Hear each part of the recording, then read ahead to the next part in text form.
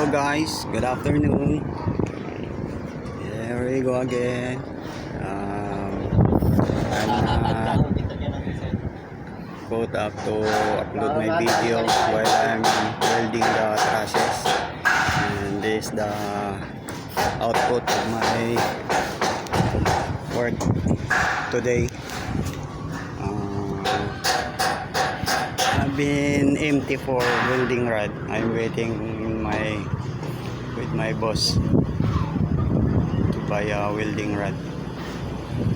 But by the way, I have nothing to do, so I will paint it for Carlin that no paint. This is the output of my process. I've done. No matter what they will say, you made of me. Kingdom come. Yes, Uy, it's ingat. a kingdom come. When you will my I will paint it with primer paint for the protection to the who will be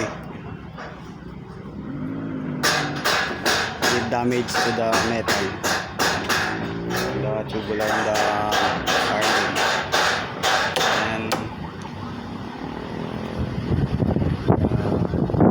come on and join me to paint the Carlin and welding area.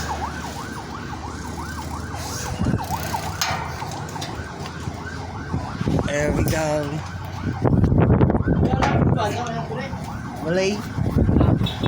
Walang kaala-alam, bre.